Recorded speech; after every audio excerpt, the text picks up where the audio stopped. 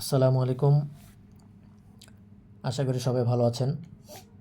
আজকে খুব গুরুত্বপূর্ণ একটা বিষয় নিয়ে আপনাদের সামনে আমি আলোচনা করব।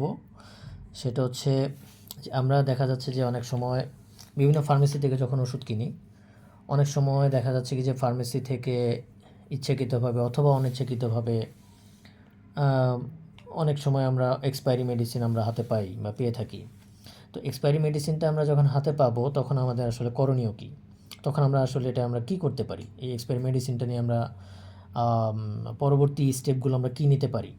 তো এটা নিয়ে আমরা আলোচনা করব এই ভিডিওতে, সাথেই থাকবেন। তো আমি আসলে একটা ডেমো একটা ব্লিস্টার স্ট্রিপ নিয়েছি। ইচ্ছাকৃতভাবেই এটা একটা এক্সপায়ারি মেডিসিন। এক্সপায়ারি মেডিসিন বলতে আপনারা একটু দেখলে বুঝতে পারবেন। আমি লাইটের রিফ্লেকশনে দেখাচ্ছি যে এখানে আপনার এক্সপায়ারি ডেট এই যে দেখেন E0424, তার মানে এখন থেকে 5 মাস আগে এটা এক্সপায়ারি হয়ে গিয়েছে। তো এই ভিডিওটা বানানোর জন্য ইচ্ছা করে আমি একটা ফার্মেসি থেকে এটা সংগ্রহ করি, এবং তারা এটা রেখেছিল যে প্রোডাক্টটা রিটার্ন দেওয়ার জন্য। বিশেষ করে যে কোম্পানি থেকে তারা এটা এনেছিল সে কোম্পানিকে রিটার্ন দেওয়ার জন্য ওনারা এটা রেখেছিল। আমি সেখান থেকে ওনাদেরকে বলে তারপর এটা নিয়ে আসি।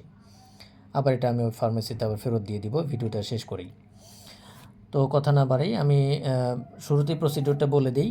প্রসিডিওরটা হচ্ছে যে প্রথমে আপনি যখন এরকম এক্সপায়ারি মেডিসিন পাবেন, অর্থাৎ বর্তমান ডেট থেকে আরও আগেই ডেট চলে গিয়েছে এরকম যদি পান, তাহলে সেটাকে আমরা এক্সপায়ারি মেডিসিন বলতেছি।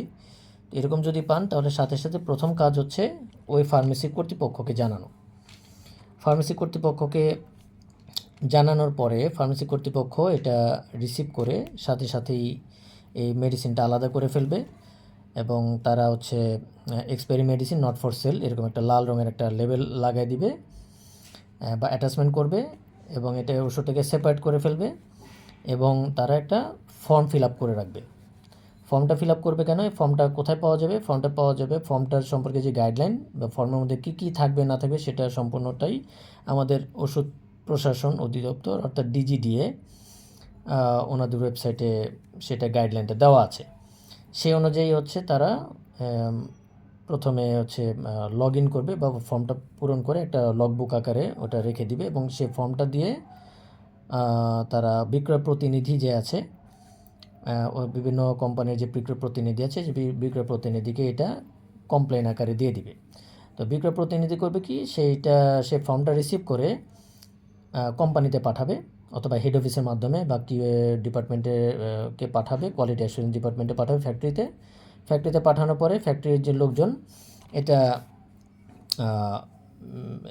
যত ওষুধ আছে সমস্ত ওষুধগুলোকে তারা বিভিন্ন ফার্মেসি থেকে সংগ্রহ করবে। এই যেটাকে প্রোডাক্ট রিকল বলতেছে। এটা রিকল করার পরে তারপর হচ্ছে ফ্যাক্টরির ভিতরে এটা ডিস্ট্রাকশনের জন্য কিছু প্রসিডিওর আছে, মেনটেন করতে হয়। সেখানে ফ্যাক্টরি পার্সনদের, তারপর হচ্ছে হেড অফিসের পার্সনদের, মালিক পক্ষের কিছু সিগনেচার লাগে, অ্যাকাউন্টসের সিগনেচার লাগে। এগুলো সিগনেচারগুলো কমপ্লিট করার পর তারপর হচ্ছে ডিস্ট্রাকশন প্রসিডিওরে চলে যাবে। নর্মালি আসলে এই যেহেতু এগুলো লাইফ সেভিং ড্রাগ বা ওষুধ, এইগুলো আসলে নর্মালি বুলডোজার দিয়ে মানে কি বলে বুলডোজার দিয়ে তো এগুলো ডিস্ট্রাকশন করা যায় না। এগুলো ডিস্ট্রাকশন করতে গেলে অনেক কিছু মাথায় রেখে ডিস্ট্রাকশন করতে হয়, অর্থাৎ পরিবেশের যেন কোনো ক্ষতি না হয় এই বিষয়গুলোকে মাথায় রেখে এগুলো ডিস্ট্রাকশন করতে হয়।